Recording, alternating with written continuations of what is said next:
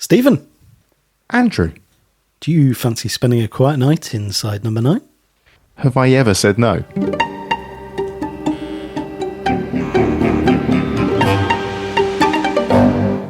No, I don't suppose you have.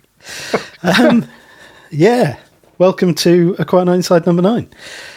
We are going through the scripts at the moment, and we are on Series 7, Episode 4, Kidnap, which is fun. In these episodes, we... it is fun, yeah. What, the podcast, the episodes? Yeah, just the whole thing. It's just everything. The whole concept of Inside Number 9, talking about Inside Number 9. Getting to talk about it, getting to read the script and compare what we read in the script with what we see in the episodes. What a privileged position we find ourselves in. It's wonderful to, have this opportunity that nobody has given us, that we've just snatched for ourselves. Just snatched it. Yeah, we just snatched it. Getting rambling out of the way out front, are we? We're still going with it. We are, making our way through these scripts. How did you find revisiting Kidnap? Oh, I like the pause. I feel like I say very similar things every week. Daisy Haggard stole my heart. This is a lot of fun. And it's quite reminiscent of just like heist movies, which I've always enjoyed. I like the little subplots going on. It's fun. It's a lot of fun. A lot of twists. A lot of twists, a lot of turns. Would you say this is this the first like real multiple location episode of Inside Number 9? I was trying to think, because this is quite an extreme multiple location. I guess so, yeah. Yeah, because it's not... Yeah, it's spread across his office, their house, in the car. The getaway cars, yeah. Both their houses. And I suppose they have to do that with... Because the concept is based around the split screens, isn't it? And it's probably more difficult to do split screens in the same room. Yes. Hence the slash in the name, I guess. Yeah. There's a kid and there's a nap. Neither of those things are true. No one naps and there are no children. No, maybe that's the twist. Kidnap is a sinister word for something that we hope for our small children to have. We hope that our kids nap. Yeah, that's a whole different thing, isn't it, really? Where are they? They're upstairs having a kidnap. What? They're what? They're just they're a kid. They're having a nap. Kidnapping. Oh, I see. They're performing a kidnap. Yeah. Performing a kidnap. It's the verb to kidnap. Yeah. Weird. Sometimes it's a good thing. Sometimes it's not. Sometimes kidnapping can be considered a good thing. Yeah. And then you grow out of it. And then you grow back into it. As an adult nap. Not all of it. Okay, good. You don't grow back into kidnapping. No, adult napping. Not all of us. No. Some of us. Yeah, no, I loved going back to this. It was great. And I would say Daisy Haggard stole my heart as well. I forgot how good she is with the... She's good in most things she's in. She is great, Haggard. yeah. But I'd forgotten, the shift between, certainly at the end where she's using the voice changer and like... Oh, yeah. And it's like, oh, that's great. Yeah. And like showing the totally different emotions. And yeah, it's just brilliant. Fantastic performance. Also, this was the one where Reese has the cheeky... Do you remember I was talking about the cheeky look to the camera? Did you notice that when you were watching? No. When just before he's called a toss pot by Steve. And he goes out to do the... Yeah, whatever, drop off. And it's just this moment where he just looks down the lens as like a... Well, here I go. There's just something about the look. It gets me every a little sort of mini fourth wall break. Yeah, like an accidental thing.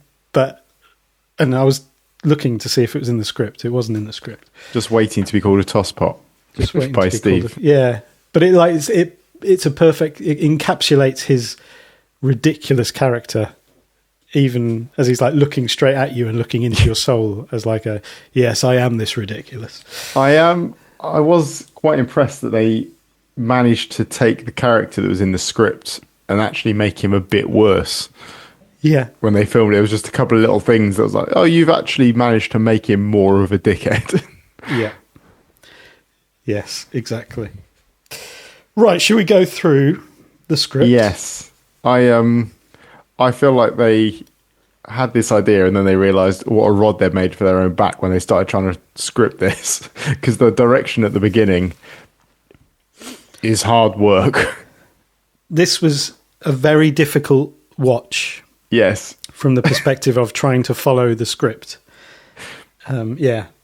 And be like, okay, we've got Left International screen, right Derelict screen. House Bedroom Right Screen Day and International Laura's Bedroom Left Screen Day happening at the same time. Yeah. Very interesting. Yes. Some of it does shift around a little bit in the episode. But yeah, they have the things in their mind that are going to work really well with this format. Mm-hmm. First thing I noticed that was slightly different was it says that Shane in vest and pants is staring at the ceiling in his dark room, lying on a bare mattress. But actually, he does have a sheet on his mattress, and he does have a blanket on him. Yeah, it's not a mattress made of bears. No. She also doesn't lean over to kiss him. No, she just turns and looks at him. Mm-hmm. Yeah, which is, I guess it would have been quite difficult having her moving towards the other shot because it would look like she needed to overlap it. Yeah, it would have broken the sort of effect a little bit, I guess. It would. Yes, which we get enough of when... Does he reach across with something? I don't know. Does Dominic reach across? Dominic, sorry, it comes across. Keeping you up, mate. Sorry. Oh, yeah, Dominic and switches off their alarm. Yeah. Yes. And then that's before she turns. But that's also not really in keeping with what we then know about their relationship. I don't think there's no she affection would really turn to kiss him in bed. No. Well, yeah, that's the thing. She wouldn't because she's tried to divorce him already. Yeah. Which he knows about.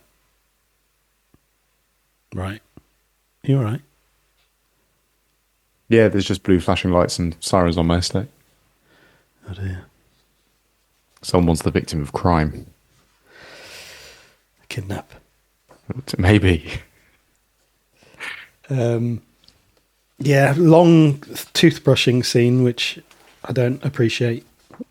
Yeah, of course. Like you was last week. You were saying how much you hate that, wasn't it? Jeez. At least it was electric, and a finger.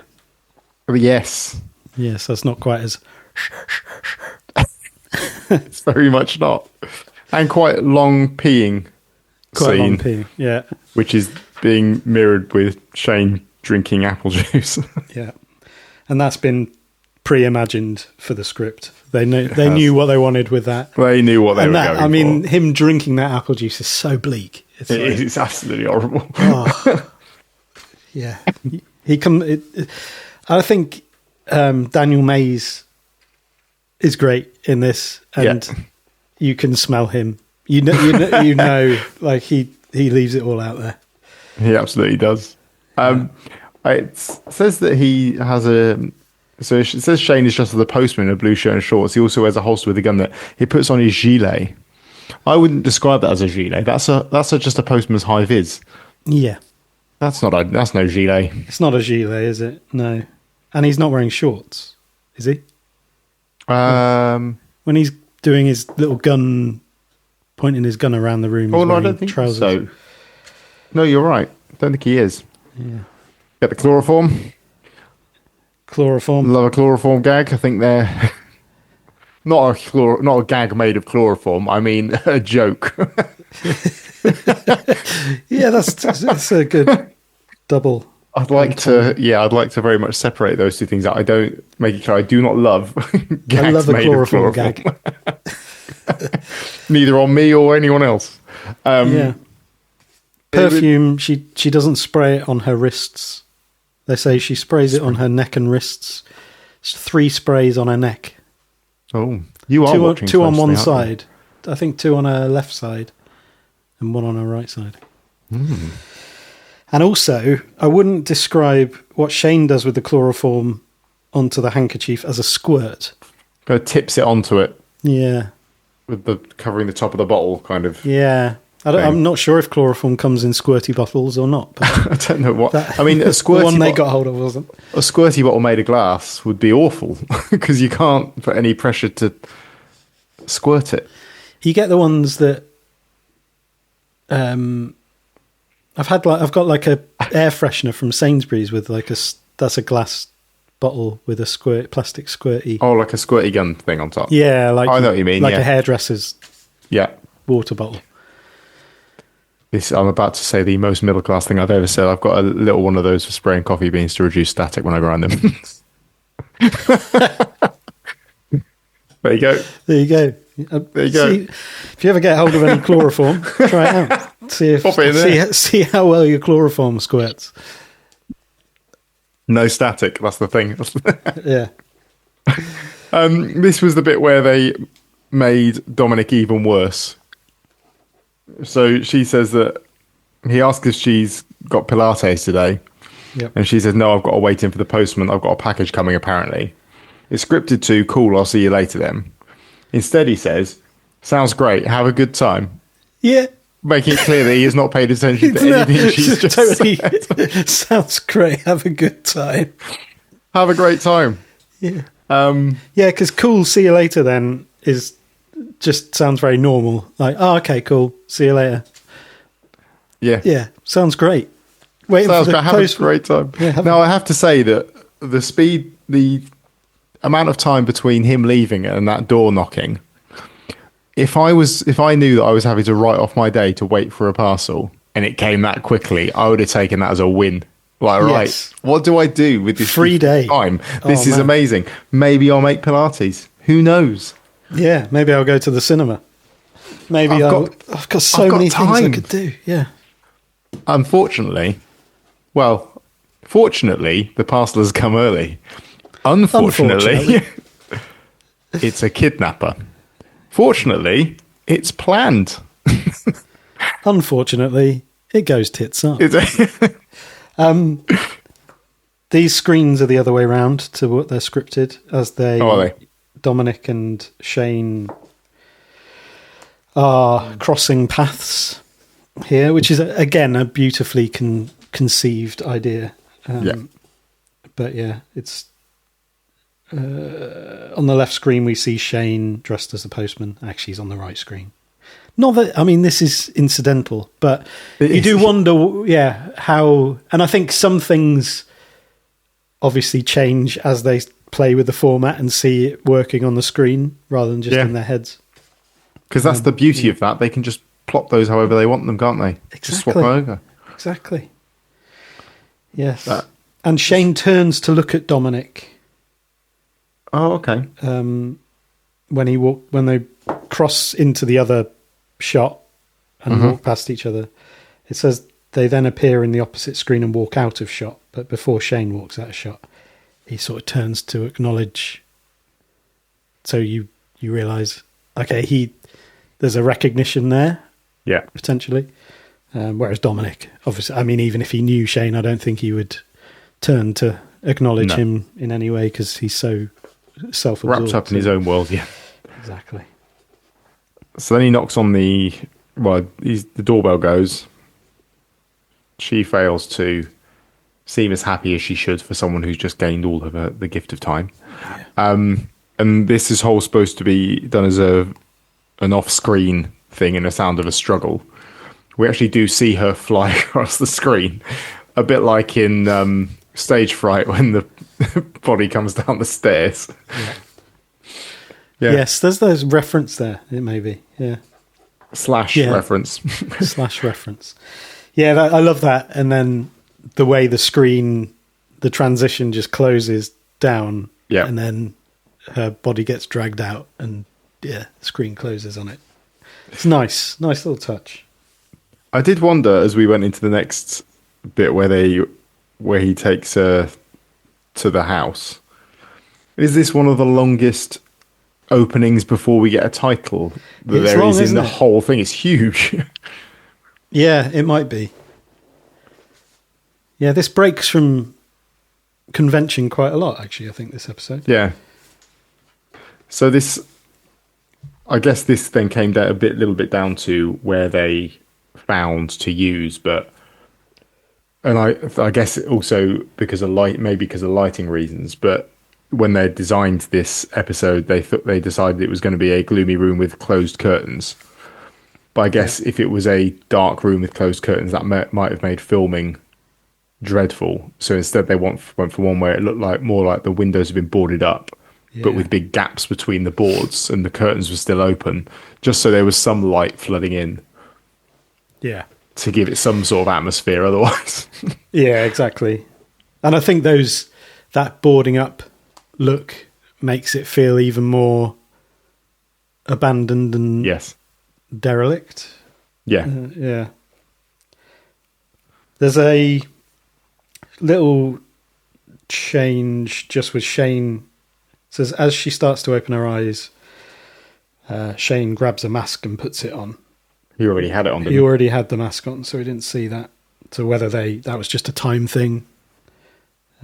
But yeah, that's when he then picks up the children's voice changer toy. Makes him sound ridiculous. Just to clarify in the script, it's a voice changer toy that makes him sound ridiculous rather than really cool. Yeah. I also like the idea that he treats this chemical as having instructions. Yes. As though it says, soak a piece of cloth, hold over victim's mouth. When they wake up, they may have a headache, so offer a glass of water. Yeah. He adds in as he gives her a drink, he adds in a line that says, drink up. Yes, he does. Which, along with him patting her head a couple of lines later, actually makes him seem a lot more sinister. Because he comes off as a bit of a buffoon. Because it starts off when he's sort of putting his outfit together and stuff, he looks quite serious. And then he seems a bit buffoonish as you get into the house with the silly looking mask and the voice change and him being a bit all over the place. But then he just has these little moments of like, oh, quite a dark character, aren't you, in there? Yeah. Yeah. Yeah, because he adds... I mean, there's a lot of silliness in the exchanges that go on here. Like the whole stuff around the mask is brilliant. See your face already. I couldn't wear a mask as a postman, could I? It might have scared you. Besides, so the instructions are really important to him, aren't they? Mm-hmm. Like the instructions said you might have memory loss from the Dico Club, whatever it is. Chloroform. What's the actual Fear name? of Friday the 13th. No. We're not doing that episode. I haven't heard. Parascovidica triophobia. That's it, yeah. Thank you. Yeah, and then he reveals his gun. Just dichloromethane. So I wonder... Yeah, thanks, man. I wonder what she thinks when she sees the gun, because unless that whole thing of the less you know about it, the more realistic it is and the better in terms of handing the instructions over to... What's his name? Dominic. To Clifford. Oh, okay. Or to say to Clifford, you sort out this fake kidnapping. Yeah. Because obviously he's not meant to have a gun. But he shows He's gone her off a bit rogue here. beneath his gilet. It's not. Yeah, so that is when he says, I know you... Well, Laura says, I don't mind. I won't say anything to anyone, I promise. And Shane says, I know you won't. And then reveals his gun beneath the gilet. I'll make sure of that, which again sounds more sinister. And yeah, in the script, he reveals his gun after he says, I'll make sure of that. Yeah. And then there's a few little shift arounds with the next set of instructions or directions. There's a slight change on the split screen, wasn't there? It didn't kick in until he got into the bedroom. Yes, exactly. And then with the phoning, he doesn't dial the number and get an engaged tone when Shane. Laura's on the phone to it, right?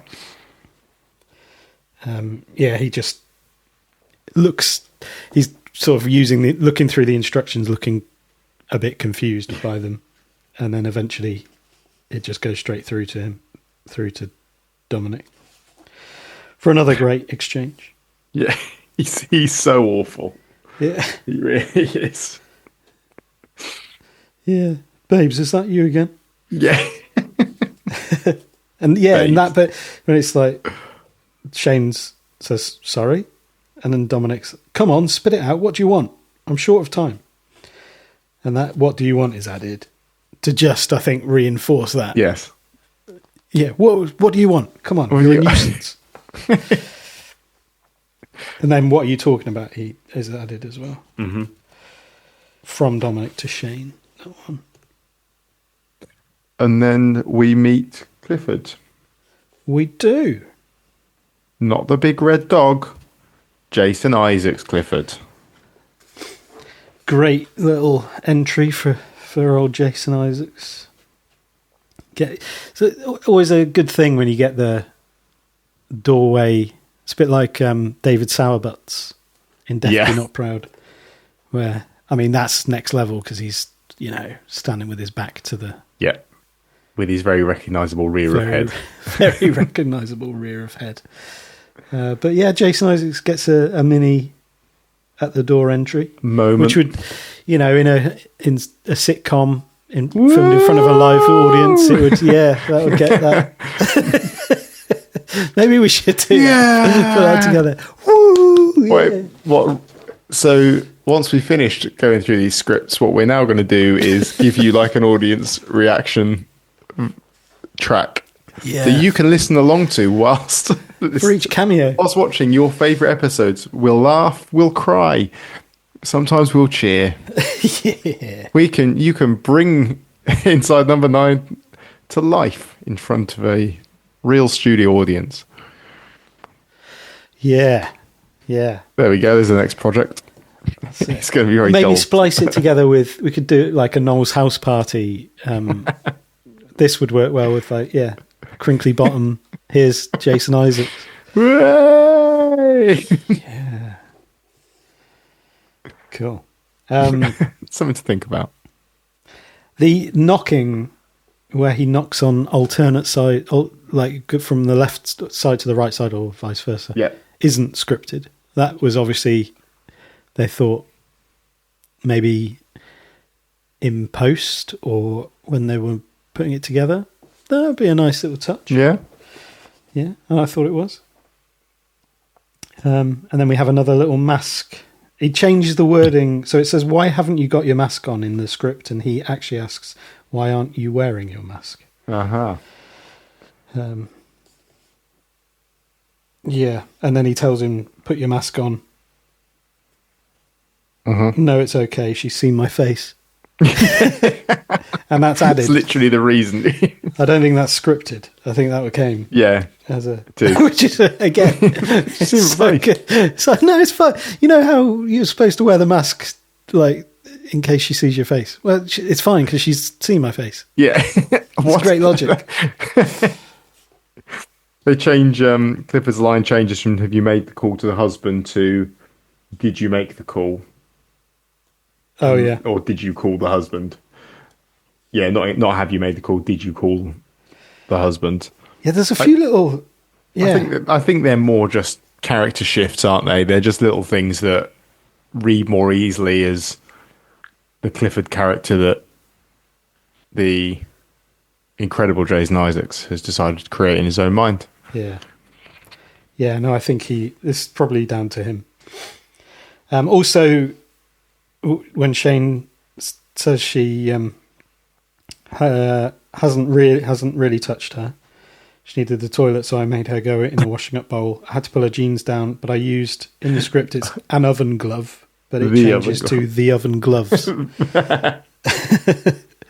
So I kind of like the possessive nature of the oven gloves. It's like, oh no, our oven glove. You know our oven gloves, Clifford, that we have? I think the ones that we're designated for that purpose. Yeah, the oven, the oven exactly. gloves. The oven gloves. As discussed. The peeing oven gloves. They've said instead we don't want any more funny business becomes we're not playing games anymore. Yes. I love we've been playing the yes/no game. And then Clifford delivers that thing with the yes/no, yes, we're waiting, no, we'll not compromise. And then Shane just, you'd have been out ages ago. Yeah, it's great. He reminds me a little bit of the character in, the Commedia dell'arte one. Yes, very much so. Kevin. Yes. What's his name in that? Harlequin. Harlequin, yeah. Harlequin. Reminds me a bit of Arlecuno. Yeah. Yes. Yeah, he has similar things going on. Yes. Just the silliness. And Especially when he's... of Wuthering Heist. Wuthering Heist. Jason Isaacs changes, well, now it's my turn, to, well, it's my turn now.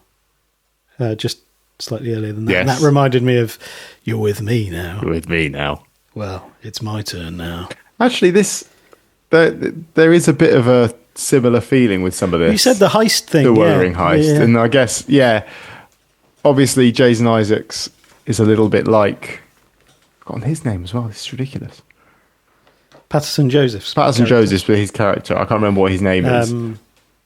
No. But it feels he's like a less vicious version of that. Just with his quite severe delivery and his seriousness, while there's just this farcical stuff going on around him. Yeah. And eventually there's little subplots going on. Until he says about the earrings, do you want me to take them out? No need. I'm going to snip her lobes off. Snip her lobes off. Which is changed from cut her lobes off in the script. Like snip is so much of a better word. Yep. So much of a better word. Yeah. Yeah. And then that'll show them we mean business is changed to then they'll know we mean business. Clifford did not menacingly touch her earlobe either, as he was directed to do. Because I guess that would be a bit much considering what we then find out about them. Yes. Unless it turned to menacing in front of Shane to gently caressing. Mm-hmm. But Farrow and Ball seriously is the moment that actually jars us out of... Yes. Oh, hang on a minute. Oh, we're into a different thing here. Yeah. Farrow and Ball. And he says, it's all I could think of. It's all I could think of, as opposed to, in the script, it says, it was the first thing that came into my head. It's all I could think of. I nearly said cannonball. I nearly said cannonball. A couple of beans with a sausage in it. Savoury 99. Salt and vinegar space raiders. Did you manage to call your husband instead of did you speak to your husband? Mm-hmm. And then when we get to the office, Dominic's office bottom screen day. Which is, yeah, that's where we've gone. Hi, this is Dominic Grant with Grange Capital. I don't give a fuck who you work for. sorry, force of habit. and he's obviously surrounded by the police. And then in the script it says, just call me Mr. Cannon. So he's got his name wrong. Yes. Is anyone else listening to this call? No police or anything, it says in the script. But he says, episode, I'm not surrounded by I'm not surrounded by police or anything. Why would you? I didn't suggest you were. What you've just told me is that you are surrounded by police and everything. And everything. Yeah. An added bit about the Aston Martin. Yes. You want to know that the bodywork is still intact. Bodywork is still intact, yeah. Yeah. Just, again, as you say, reinforcing an even worse character in him. He is worse, isn't he? Yeah. Yeah, but the objectification, the fact he's comparing Lara with an Aston Martin 177. Be specific. Yeah. Be specific. Taking her out for a spin first. So, like, proper objectification. You want to hear that the engine's running smoothly, that the heart is, or that the bodywork is still intact, that the heart is beating, and that she's still alive. Mm-hmm. Yeah. Nice, mate. There was a weird change here with Clifford, where he says, I know your friends will be trying to triangulate the call, which makes sense. What doesn't really make sense is changing that to triangulate the conversation. Oh, is that what it's changed to? Yeah, he changed it to triangulate the conversation, which is a weird thing to say because it's the call that's being triangulated. The conversation is what is being carried by the call. So I thought that was a bit odd. Maybe he finds it hard to say call in a Geordie accent, but finds it easier to say conversation. Triangulate the call. Triangulate the conversation. That was Yorkshire, wasn't it? I don't know. And we get an added try to stay calm from Dominic. Are you all right, babe? He's got these weird little babes that he drops in. Yeah, babe. You all right, babe? All right, babe. I'm frightened. It's so cold. I'm scared they'll do things to me. Again. Yeah, that has more meaning.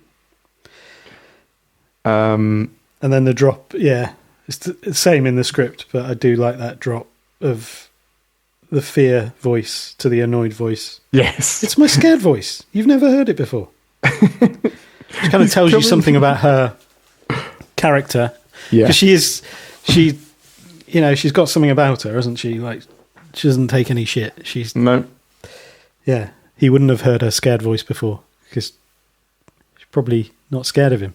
No. Just generally annoyed with him. You've heard my annoyed voice with you. You've heard my annoyed voice. They switch he'd better do or your ears are getting snipped.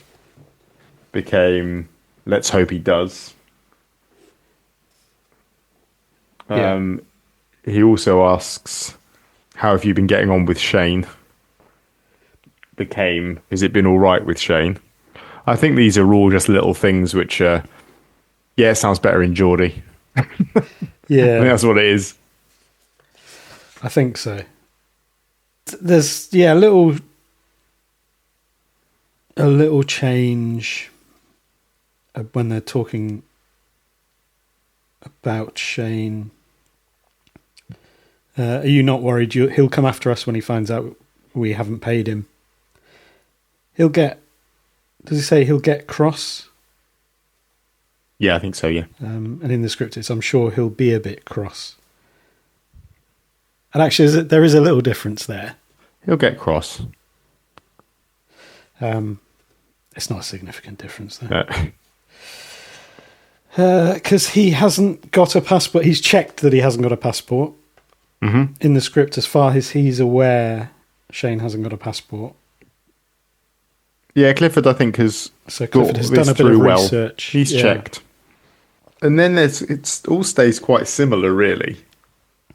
Make it look like you're escaping or something, instead of pretend you have escaped. Mm-hmm. Makes more sense. Yeah. this is when we then get Mr. Ball. Clifford drops his ball. Drops the ball here a little bit. He does. And calls him Shane. Mr. Ball. Oh, he does have his faculties about him. Okay, Mr. Ball, sorry. What are you doing bringing a gun? Instead of, I didn't know you were bringing a gun. That is different, because I didn't know you were bringing a gun. Yes. He's like, I didn't realise you were going to bring a gun. If I'd have known, I'd have brought mine. We'd have all bought guns. But actually, it's, what are you doing bringing a gun, you idiot? I said no weapons. This is a tool. I am the weapon. That's such a good line. But yeah, lots of pretty much the same. Clifford says, "Oh shit," when he gets shot. Does he? Shit, I've been shot. Could everyone stop getting shot? I think he finds the blood on himself and says, "Oh shit," and then collapses. I've got a change for. Oh no, Mr. Grant that change was later. There's a check that is a make sure. DIL says just make sure that your wife is okay rather than check your wife is okay. Make sure implies that he thinks she probably is. Despite the fact we're hearing gunshots in the area where she's been being held captive. The page after that I've got here, this is where there's another thing for Dominic being made out as a dreadful human being when he receives the package containing the earlobes and the earrings. He's scripted as saying, "Yeah, I remember my PA buying them a couple of Christmases ago." That could mean that he had picked them out and then sent the PA to buy them. Yeah. Instead, the delivered line is, "I remember my PA picking them out a couple of Christmases ago." Just to really reinforce he was no part of that process. No, picked them out, bought them. Yeah. He was a passenger in that process. Yes, we're under no illusion. No. He's not a great guy. Horrible man.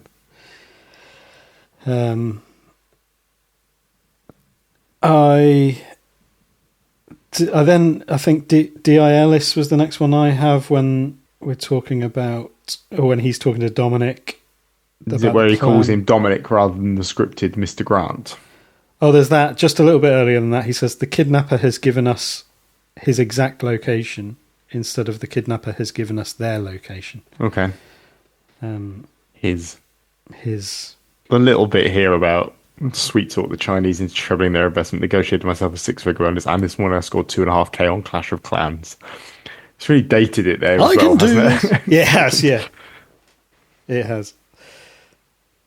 Yeah, that's an example of always be specific in a way with a reference that people will enjoy in the future who remember Clash of Clans. Clash of Clans, yeah.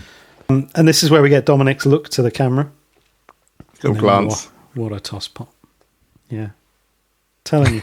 I did, I think I screenshotted this on our... Oh, did you? That's what we should probably say. If you're listening to this, we did do a reaction episode when this first came out, which we'd advise probably going and listening to before. That horse has bolted, mate. Horse has bolted. I'm pretty sure that the thumbnail image that I selected for the reaction episode of this was that look. Just to, because I enjoyed it so much. It's good. It's good. I wanted others to enjoy it. I wanted, just the party to be for everyone. I like that during this next bit, Dominic goes from being just an awful man to also being a dreadful buffoon. Yeah. who in fact it turns out can't do this at all. He can't do this. This is something he really can't do. The added touch your head if you can hear me. Touches his head and then turns around and puts his thumbs up and which is not scripted, but it does it, and it's the way that he's walking. It's a great. I'm totally out of my depth here. Yes, I just love how he's in this situation. Take the helmet off. Tell them it's for your own protection. It's for my own. It's for your own protection. Yeah. Do you need me to change all the possessive pronouns? No, I get it now. He's just having this conversation. Yeah. When he arrives at the door, Shane is a bit more aggressive than in the script. Because he says, "Hands up, in," and then "don't" about something or other. Because the firearms, I was reading. Oh, was it on the Inside Number 9 podcast when they were talking about how you get like these sorts of firearms, like higher in acting groups that do this work, and they basically did it as it would be, rather than as it is scripted. So they made it. Oh well, yeah, there are certain lines and things, I guess, that aren't scripted, aren't there? As they kind of rush in, shouting the sorts of things that squads of firearms officers shout as they burst into buildings. Yeah, like later on, "Go, go, go" is in the script, and he says strike, strike, strike, strike. There's also, I've also written down in capital letters from page 124, "Get on with it."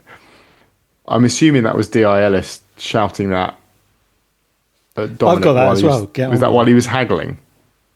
I think Dominic, that's Shane who shouts that. Oh, is it? Yeah, because... Is that when he's saying, "Sorry, I'd kick myself if I didn't try"? Yeah, I think it's Shane shouts it. And then Dominic says, "Absolutely, yes.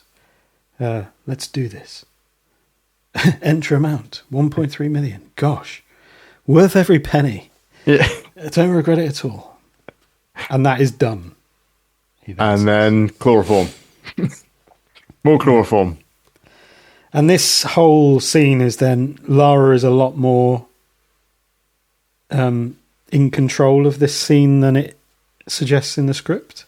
Yes. Because it says Shane removes Dominic's earpiece and gives it to Lara, but actually you see Lara's hand take it.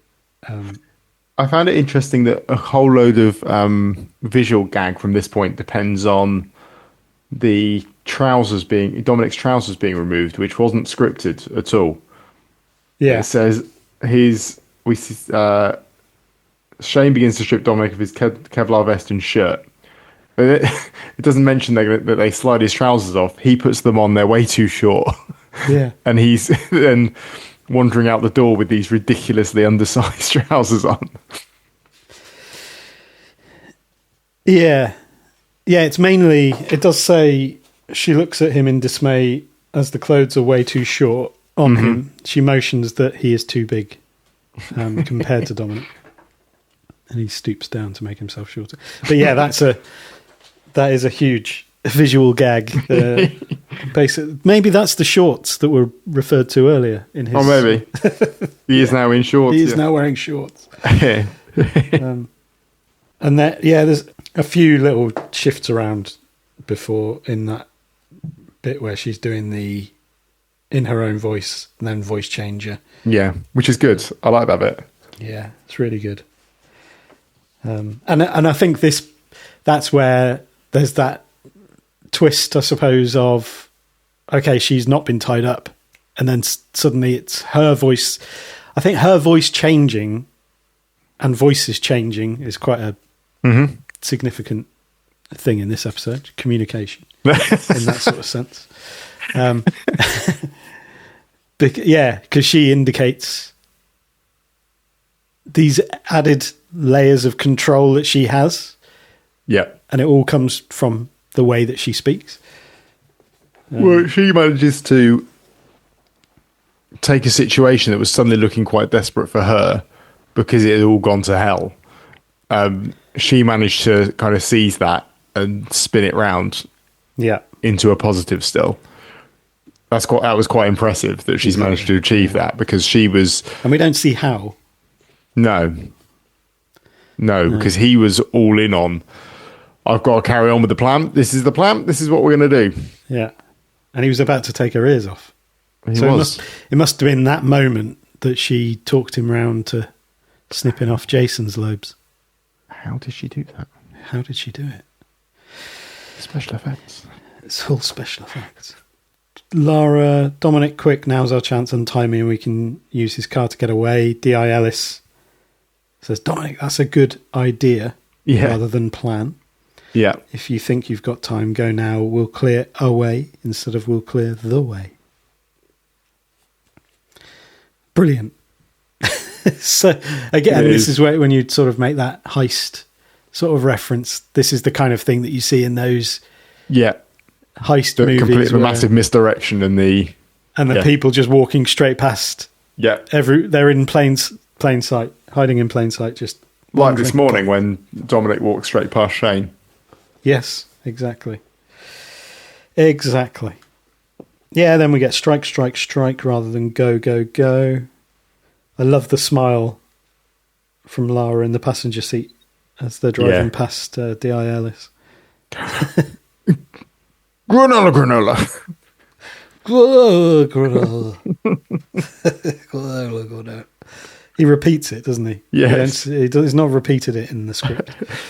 And he's on the floor rather than on the sofa.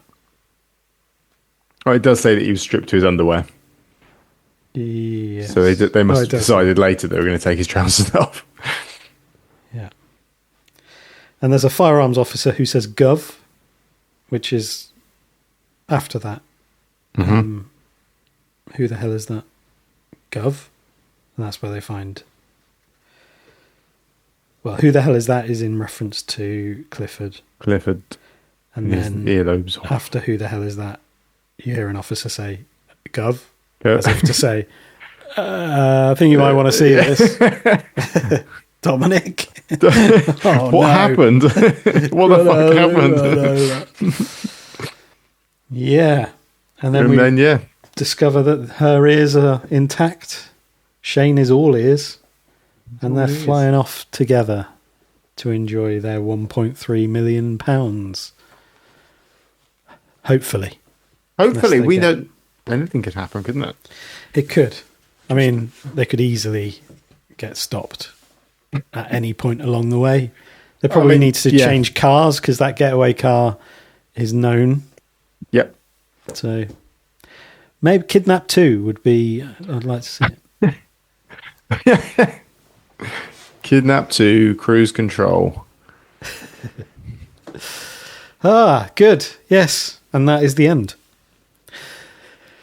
So a fun episode. I really enjoyed that. I enjoyed talking about it. I enjoyed watching it. Just had a great day. Thank you. It's all right. I'm glad I spent it with you. Cheers, Lou.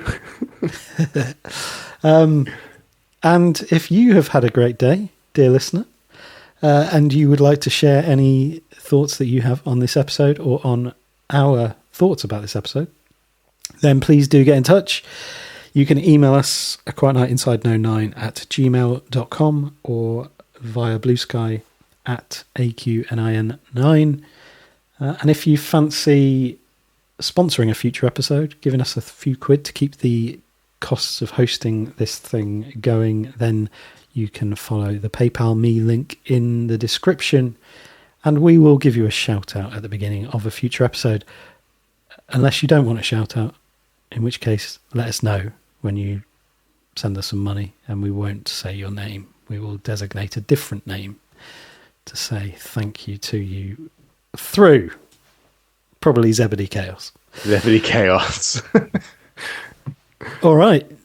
Oh, we did have a small bit of correspondence, didn't we, this week? Oh, we have had some, actually. Suggesting that we create our own episode for Inside Number 9. Now, I think that... We'll talk about our own episode ideas. Yes. I think we've done that. Still haven't had a cinema burnt to the ground. No. Screen 9. Screen 9 needs to happen. I lived at that episode as well. You did. I've talked about that. Yeah. From Roy, we had an email asking about stage fright, and he is taking a friend on the tour who hasn't seen any episodes of Inside Number 9, and he was wondering whether it matters or not if you've not seen an episode yet. or whether think- he ought to see them. I think it will land differently. I think, Yeah. because that's kind of the point of Inside Number 9 as a whole, is that you can watch and dip into any episode at any time, and it doesn't really matter what you have or haven't seen. Yeah. And I think that that's true for the stage show, because you won't have that feeling of, hang on a minute, they're just rehashing one of the episodes that I've already seen before. Let's see how this pans out. You certainly won't get that. Because you haven't. You don't know. You wouldn't know. And there are certain things that will go over your head and you'll miss. But Yeah. if you're just there, or your friend's there just taking it for what it is, which is a thoroughly entertaining theatre show, then It should be enough. And I Yeah. think it's been written and designed to be enough on its own, I think. But yeah, I thought we could talk about it now and see if anybody has been with any, or maybe you went and you hadn't seen any Inside Number 9 before, or you've been with somebody who hadn't seen any Inside Number 9 before. And yeah, I'd be interested to know what that experience was like because as much as I can imagine it would be highly enjoyable, even if you didn't know those little references. no, for sure. There's no way to know. But I see, the can't thing hide that stuff is, from my own brain. I don't think I would go, for example, make sure they watch Bernie Clifton beforehand. I don't think that would be No. necessarily a good piece of advice. No. Because you'll be like, oh, they're just doing that episode again. Yeah, and apart from that, there's no one specific episode that you would want to watch in order to get the references. It's a case of I'll just watch every episode. Well, I guess a quiet night in Yeah. for that little bit, but again, like, it won't make any odds. It'll land differently. You'll feel differently about it. You won't understand the little nods and winks, And I imagine there'll be moments integral. you'll be looking around wondering why people are laughing when... Yeah, it but I doesn't seem thought that about that guy on our row, and I have seen it all and discussed it in quite a lot of detail. Yeah. And I still was thinking about that guy that was with us, thinking, all right. That's true. Yeah. Yeah. Yes, exactly. Okay. So, but yeah, if anybody does have those experiences, feel free to get in touch, and we will pass your things on to Roy. Cool, man. Yeah. Well, we'll leave it there. And random act of kindness next time. Yeah, that'll be fun to go back to. I feel like I say that every time as well. You do. We say very similar things. Oh, it's so boring, aren't we? Okay. All right, have a good week. Oh, cheers then. See you later. Bye, mate. Bye-bye.